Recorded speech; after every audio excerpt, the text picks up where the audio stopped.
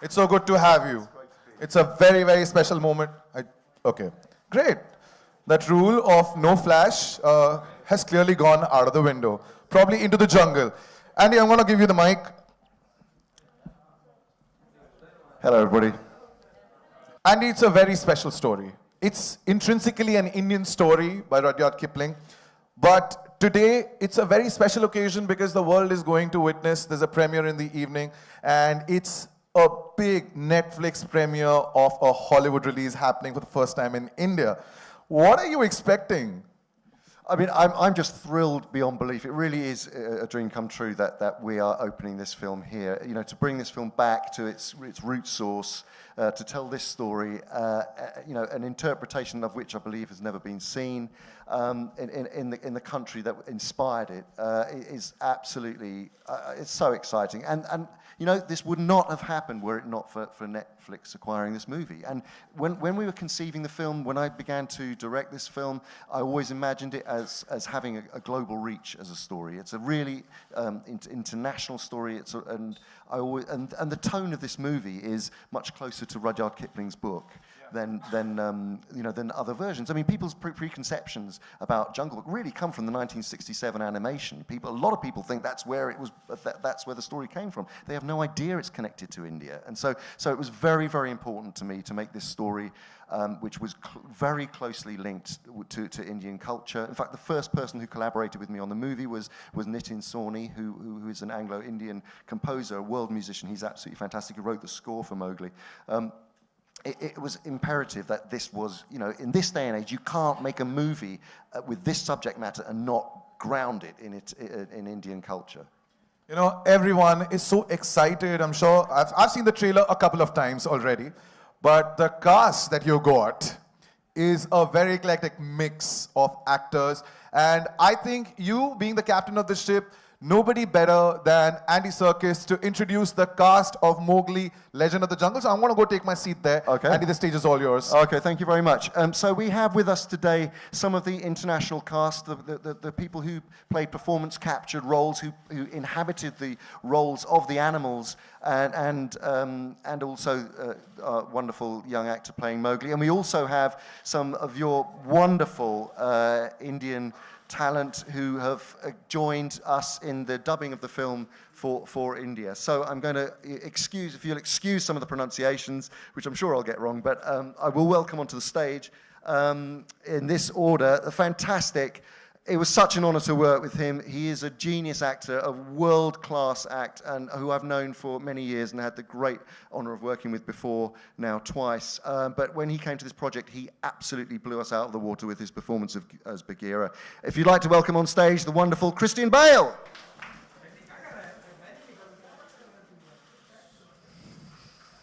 Hello, mate. Oi, oi. Oi, oi. Do you want to say a quick hello? Are we saying hello as individual, or should we just bring everybody on? I think we should bring everyone on. Okay, and then we'll get into it. Okay. So next up is a phenomenal actress who you will know and love. She obviously came into public recognition with Slumdog Millionaire. I worked with her on Planet of the Apes. She is so brilliant in this movie as Mesua, Mowgli's human mother, the wonderful Frida Pinto.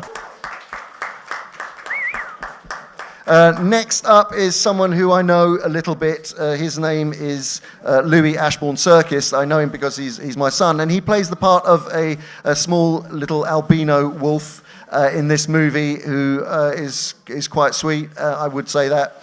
But he's now a grumpy teenager. Here he is, Louis Ashbourne Serkis.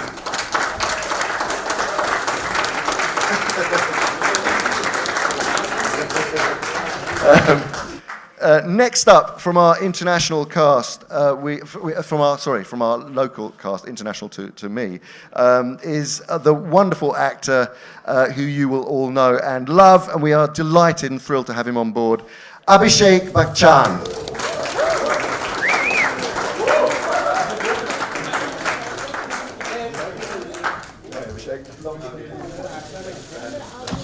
Very much. And then next up, the incredibly talented, wonderful actor who you will, again know incredibly well, Anil Kapoor Khan. Anil Kapoor.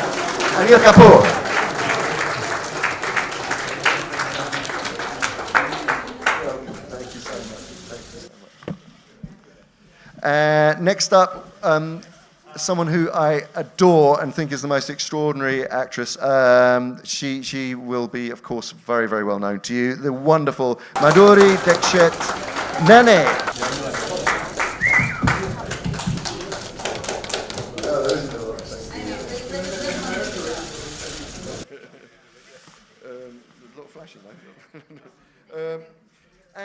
And then finally, we have with us today a young, talented actor who will steal your hearts as the central character of Mowgli. He really has done an extraordinary job. He was dedicated through this whole process. This was a very, very long job, and he stuck with it all the way and gave every single ounce of himself. I'd like to introduce to you the very talented Rohan Chand.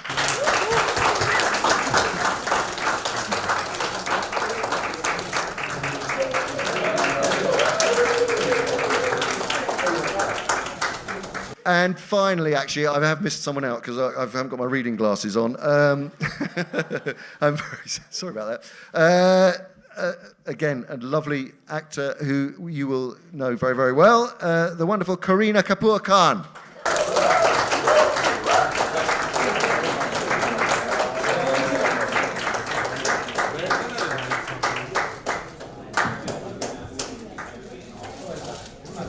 सवाल अपने सभी Abhishek, Madhuri ma'am, Anil ji and Kareena आप चारों से है कि usually आप लोग जो डबिंग करते हैं वो बेसिकली अपने किरदारों को, जो किरदार आप लोग खुद जीते हैं उनके लिए करते हैं. यहाँ जब आप एक मतलब जो किरदार जब अलग से डब कर रहे हैं जो आपने निभाया नहीं है, वो कितना आसान या मुश्किल होता है comparatively? How was it being the Python? Giving voice to the Python. Yeah, giving voice to the Python. You haven't spoken, so please. हाँ, मैं हट जाता हूँ, मेरे को पता है, मेरे को मार पड़ेगी. 1 second. Good enough, you guys? You can see? Yeah, please, Kareena. Well, of course, from the roles that I've played normally, which has been, you know, completely different to what Ka's character required. I think I enjoyed this a lot more because I found her voice very, very powerful, very, very, it had to be slightly hypnotic because she kind of hypnotizes Mowgli and in a way to take his decision, you know, and shows him the way, you know, to his journey, the path. So obviously it's slightly hypnotic, slightly seductive, very, very powerful. I felt like when I was dubbing, I felt like, I don't know, I was like on stage. I had to be slightly more theatrical. The voice had to sound like it wasn't me. So I actually enjoyed doing it. When it was over, I was like, God, why weren't there more scenes? Madhuri ma'am? I think it was great doing this because the actor who actually played the original character of the mother, Miss Harris, she did a brilliant job. And all I had to do was just use my voice and her expressions and just get the flow of it. It's a beautiful character. It's that of a mother who accepts Mowgli as a child. He's very different from their clan. He's a man cub. And yet she goes out, she's generous, she is loving, she's giving, and she accepts him as his own. And that was a wonderful thing, I think, which is needed in the world today. People are different, and you need to embrace something that's different, and that's what she does. And I enjoyed playing her, because she was beautiful, she's ferocious, she will protect her man cub right here at every cost. And I just loved and enjoyed playing her. Anil sir, I'm going to add a little more to the question. When you watch the Hindi trailer, Anil Kapoor is also there. Like, the way you speak, you know, in real life, and even Balu, there are these worlds that are mixing. Is it difficult? And every actor wants to do a role, if it's been done before, differently. Were you watching what was happening in the English version while you were, you know? I did say that, yeah, I did. Because I would, you know, try out first. And as I said it, that if I got stuck and I was not happy, and I would listen to it, because I would go back and forth, listen to it in the theater, go into the, you know, do all those crazy things. And, you know, and then I had the reference. So I was fortunate that I had the reference of the great Andy, you know. Otherwise, still, I think I have to learn a lot, you know, with just the beginning, for me at least. And I wish I get an opportunity where I would get to work with all these great talented people like Christian, Bale and Andy. And of course, Abhishek just mentioned. Yeah, Frida. Frida, of course, I did, you know, the phenomenal film which we did together. It was a great experience and it was wonderful. And again, we are on the stage again after 10 years. I hope This this is winning also. awards, basically. No, it's not the award. I think more important, we should not think about the awards. I think it's the more the people see it and enjoy it and remember it. I think that's what our reward is. Yeah. So, was it easy? No, not Louis, not you. Abhishek, was it just easy to get the swagger? Because I think Bagheera's character has got a lot of swagger. The way he speaks, he's of course training the man cub Mowgli. Was it easy for you to just be this deep baritone voice which you already have? Ooh, 5-mark question. No, it was very, very challenging. What was liberating about this entire exercise is, I think for the first time, in our films, in our industry, there is a huge element of your personality that you always bring to a character, which is probably not prevalent in the West. In Indian cinema, that's almost a prerequisite. What was nice is you got liberated because you got to be an entirely new character and you weren't confined within those boundaries. What was really nice is, I wasn't playing a human being, so that was new. And keeping that in mind and keeping the way Mr. Circus had designed the character, the way Christian had performed it, and then to try and Indianize it, that was very challenging. Also, to fit linguistically Hindi into an English dialogue is very challenging. They're two completely separate languages which have a different tone, a different meter. So that was challenging. But I think in terms of, to answer your question, I think these two gentlemen brought in all the attitude and swag that Bagheera needed. We merely tried to live up to the standards that they had set. My question is for Mr. Anil Kapoor. I was having this discussion with Andy earlier about how we've never seen Balu being so authoritative. He's always been presented more in this comical sort of buffoonery, who sort of also has a light, laughter in the film. But here, it's got this a little bit more complex layers. Was that all something that sort of attracted you in when you're voicing it out, when you're portraying? Did it sort of help to do this character in a different twist? First of all, let me be very honest. I was very, it was an honor for me that I was approached to do Balu's character. And of course, when I saw the film and saw portions of it and read about it, I said, it's definitely more textured and more layered, so it made it much more exciting. And of course, it became a bit, I have to be very honest, because there was, whenever I got stuck and because you see, obviously, we're used to having the director when we are doing the voiceover, so I was, if he was not there physically present, but Andy's voice was there. So whenever I got stuck, I would hear his voice again and again and again and again and understand what is he thinking, how is he doing it. So thank you very much. Thank you very much. So because it became a great reference for me, whenever I got stuck, you see, my interpretation was there, but there are times when you need someone to bounce. So this was a great time. I would listen to it 6 times, 7 times, 8 times, and understand it, and then go and do it. So that made it much more exciting for me. Yeah. Thank you very much. Yeah. Thank you. Yes. Yeah, I just had a question for Abhishek, if he could answer. We've seen so many versions of the Jungle Book through the years and through the decades, in fact. What do you think is about this story that, allows so many frequent retellings of it over and over again? What exactly draws people to this story again and again? I think what's wonderful about the story that Rudyard Kipling had written is that it appeals to every age group through time. When I was a kid, in the early 80s, and we watched Disney's Jungle Book, which I was told today released in '67, your favorite character inevitably was Baloo, because he was the fun-loving guy. As a kid, you like that. But then when you grow older, your choices change. And then as an adult, you prefer a character like Bagheera because he represents certain responsibilities and values which reflect within you. So what's really nice is, I think, whichever stage of your life you watch this film or read the story, there's something for each and every age group to take away from. There are great sense of values, morals, principles, life's learnings and teachings that you can imbibe and take away. So I think that's why this story keeps getting retold. Having said that, I think Mowgli is the most accurate telling to Kipling's story. I think the rest have been, there have been certain liberties that have been taken to make it more possibly child-friendly. I think Mr. Serkis's version is most honest and true to the original script that Rudyard Kipling had written. Having said that, I think you realize that there's a lot more depth in the story. Okay, there's somebody frantically waving a hand in front of your face. Okay, sorry. All right. No, I'm just used to Netflix saying 5 minutes, 3 minutes. I was just wondering, are they telling me to shut up? Sorry. Sorry. Hurry up, hurry up. Okay. It's a 30-second bite. Not from Netflix. Yeah. Okay, sorry.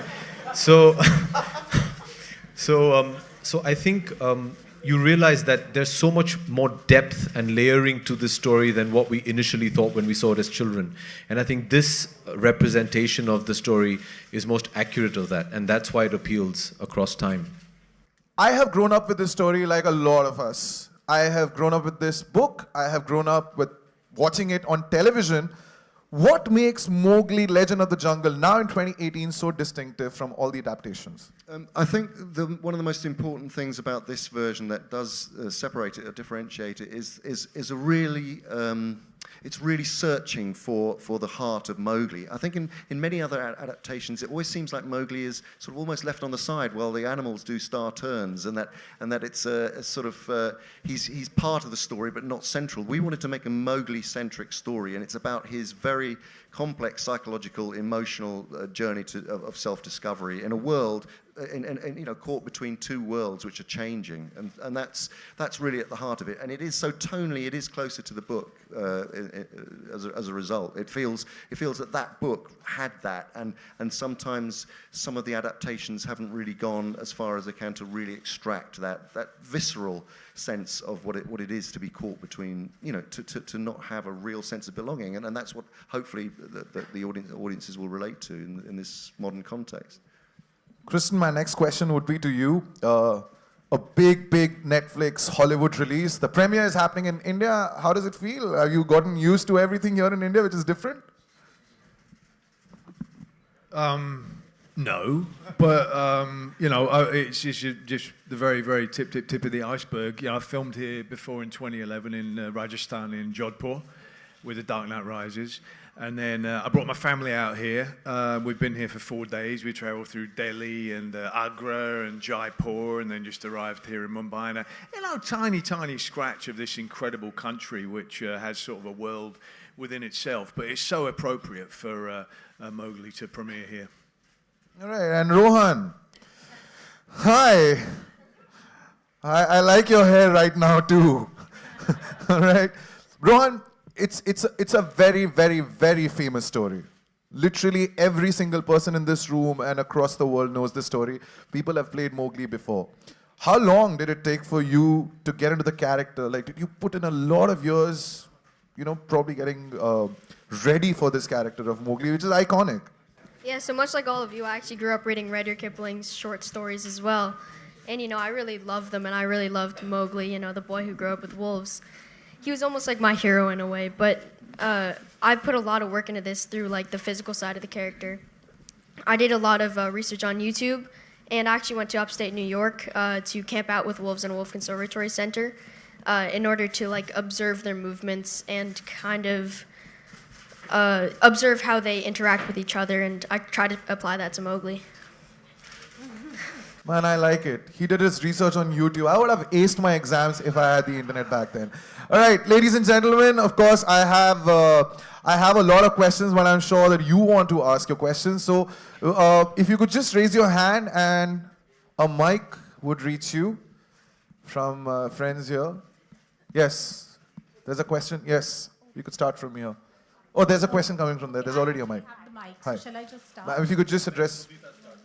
Okay. I have the mic, so I'm just going to start. Hi. My question's for Andy, actually. I know Siren just asked you about Jungle Book in the modern context, but my question is actually a variation on that. What would you say is the relevance of the story today, especially with the whole sort of man-animal conflict, conservation, the environment? There's like kind of sharks, Jaws made sharks scary. Is there a possibility that kids might be afraid of tigers after this? I'm just wondering about all these sort of, and the film does have layering about these things. Yeah, I mean, I think that our version of the film does. First of all, it digs into the notion of what it is to be an outsider. That is perhaps the most important aspect of the film. What it is to feel displaced. What it is to not feel that you belong anywhere. And that's why I think it will resonate. We live in a world that is full of people who are told to find differences in others rather than accept others. And that is one of the things that I think is incredibly powerful about this story of belonging. I think on a sort of a very small kind of political level, you can't make a version of the Jungle Book now in 2018 without recognizing when it was written, where it was set, the history of the time, and we've tried to bring that to bear in some small way in the film, in the way that in the human relationship to the jungle, in the terms of colonization, in the terms of the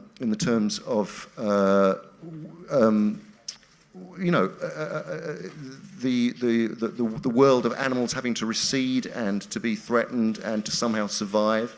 So there is a comment on the fact that we are daily losing great swathes of paradise in our world. And historically, when Rudyard Kipling was writing this book, and what he means, and I firmly believe that his DNA is part of this storytelling. This boy that was brought up in India, whose first language was Hindi, who then was sent away to live in a foreign land. And was abused as a child. So I think that all those aspects really play into a modern retelling, and I don't think you can actually do it by doing a whitewashed version of this film. I think you have to connect with the place that it was originally written and based, and I think that's what we've done. And a quick question for your son. What was it like working with Dad and doing what he's made so famous the world over with his performance capture techniques? Yeah, it was great working with him. Obviously, it's cool to see that he's developed this way of acting, and it's been cool to try out, the performance capture suit. But it was cool because we'd go into work together, and then we'd come back, and it was just like a normal day. Me getting home from work, him getting home from work. So it was cool. It was a new experience. All right, there's a question coming from Rudrani. Yes. Hi, Rohan. I thought you were fantastic in the trailer. What's very interesting is that Mowgli, in different versions, has been always seen as this boy who's been brave, but yet there's this cuteness about him. What we see here is more like a warrior towards the end, where you sort of take on the world. Did you ever think, if you read books, that you would sort of be portraying this version slightly darker, slightly more fierce in your research, or whatever you thought you would do it? I mean, for a boy growing up in the jungle, you would kind of have to be kind of fierce, to compete with these animals and everything. But also, I think our movie is kind of closer in tone to Rudyard Kipling's book, which it goes kind of deeper a lot with the characters. And also, something that I really admire about Mowgli is really just his perseverance, because obviously he was dealt a very bad hand in life, and his parents were killed in the jungle when he was just a child. And stuff like that. He just keeps getting obstacles thrown at him over and over and over again, but he still manages to find a way to just push through those obstacles. So I think that's really amazing about him. My question also. Thank you so much, Rohan. I believe there was a question coming from that side. Where? Okay. Hi, my question is for Mr. Christian Bale. This is Pooja from Good Times. I wanted to ask you Bagheera is a Black Panther, but he's also mentor and friend to the man cub Mowgli. So how did you prepare for this role, and was there pressure in adapting Mr. Serkis's interpretation of Bagheera? No pressure at all. I mean, Andy, we first met when I was 19 years old. He's always been a phenomenal actor. And then he's really mastered this whole performance capture thing, which when you first start it, you think, what are the secrets? What are we looking for? There's always those elements that you're not sure what the priority is, but he could guide me on that. And eventually it just comes down to it's acting. It's just like anything else. It's just different distractions with performance capture than anything else. Bagheera is really fantastic character. It was really about observing panthers, trying to get the movement down. With performance capture, you get to act directly, with Andy and with Rohan, and we had a great sort of 3-4 crazy days of doing that, but it affects your performance completely. It's fascinating. It's a new world of possibilities of what an actor can transform himself into. Over here, right here. Mr. Christian Bale, my question is again to you. This is Russell De Silva. What I would like to know is that you have a knack for completely physically and emotionally transforming into any character you play. But unlike many great actors alike today, you also started out as a child actor like Rohan, perhaps 12 or 13 when you did Empire of the Sun. So is there any point when perhaps a saturation sets in or you feel like you need to take a break considering the demanding roles you do? Yes. But could you elaborate a little bit on that, please? No, sorry. No. I didn't hear the last bit. Elaborate on that. Could you elaborate on that? Elaborate? Yeah, you just got to stop acting, be human. But Rowan's got tons of different interests. He's a really intelligent kid, way more intelligent than I will ever be in my lifetime. And just being curious about different things, and that informs being a good actor. You got to walk away from it. You got to walk away from films. I imagine every actor up here will say that. Acting itself doesn't lead to better acting, life, and living that. And so enjoying your downtime. And I'm always someone who I'm kind of kicking and screaming before I go work. I don't actually love working. I love not working. And then when I start working, I love working, and I never want to stop that. So I like whatever I'm doing, but I've recognized that if I don't have downtime, you start to just sort of act like other actors instead of acting like people. Hello. Where, ma'am? Here. Ji. We're going to take one more question, ladies and gentlemen. Renuka? Hi. Yes. Hello, everyone. Christian, my question is for you. You have from Dark Knight to the Black Panther, if you can take us through the voice modulation that you work on. Because I remember one of the interviews you said that your wife was initially, when you said that you did the Black Panther voice, she wasn't really amused with it. But if you could just take us through how you work on your voices. Well, with Batman, I just felt stupid. And when I put on the suit. And so I felt like he should sound as monstrous as he could. And what you're referring to is I went home after the screen test and my wife said, "What did you do?" And I showed it and she went, "Oh, well, you blew that, didn't you?" and yeah, no, like the wonderful support. Yeah, and with Bagheera, he's described in the book as having, I think it's like, it says something like, it's a voice like dripping honey from a tree. But he's cunning, he's bold, and he's reckless as well. He's also a wounded individual because he grew up with humans. He saw his mother die, and then he decided to become a panther, and he broke through that lock. But what I liked very much is there's similarities between him and Mowgli, and also him and Shere Khan, because for Bagheera, he's had to work out what his identity is and where he belongs. And then in terms of him and Shere Khan,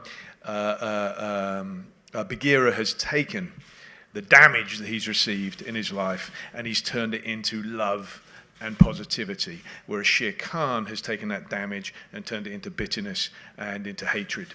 And I just wanted to have a sense with Bagheera of great nobility, of sounding soothing, for Mowgli when it was needed, sounding avuncular, but then also sounding very threatening when he needs to be. The Rudyard Kipling book says nobody would cross Bagheera's path. Nobody wanted to, and everybody feared him except for Mowgli. Okay, there's one more question. We have time for one more question. Hello. There's a mic already. Hello. Where's the mic? Yes.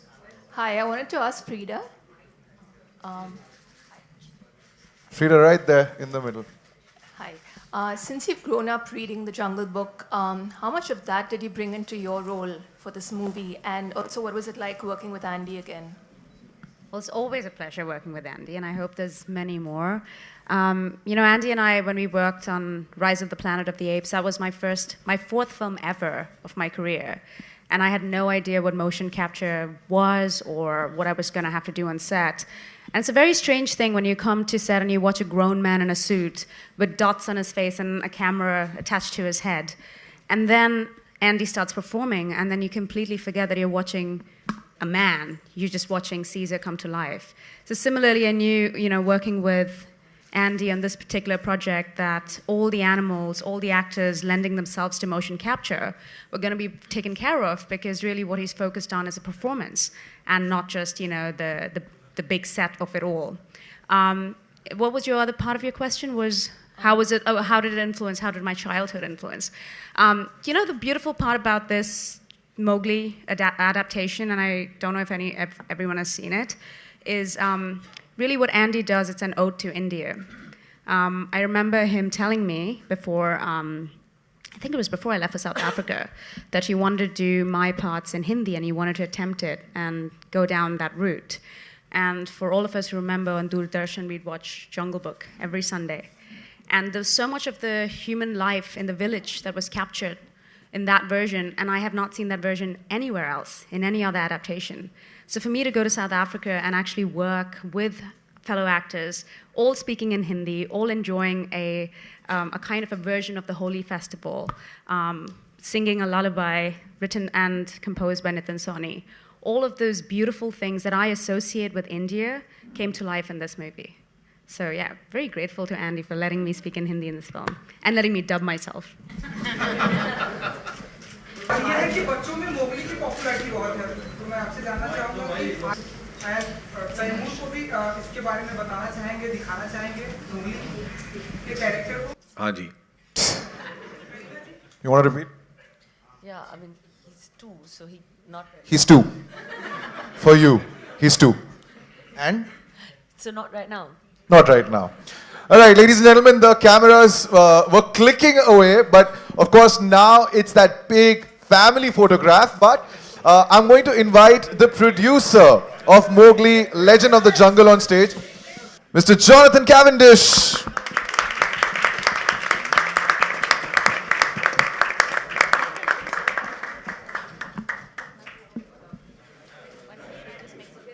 Yes, now I'd request the cast if they could just step forward. That's okay.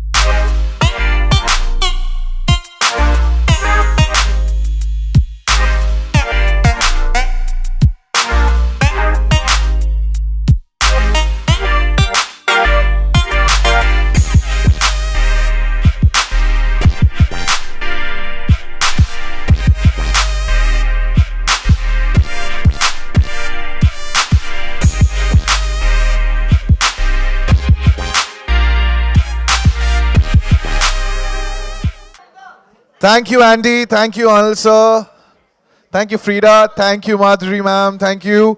Thank you, Abhishek. Thank you, Kareena. Thank you, Louis. Thank you. Thank you, Rohan. Thank you. And thank you, Jonathan. Thank you so much. Ladies and gentlemen, remember, 7th of December, Mowgli, Legend of the Jungle, streams on Netflix. And of course, there's a premiere in the evening. Hope to see you there. Thank you so much.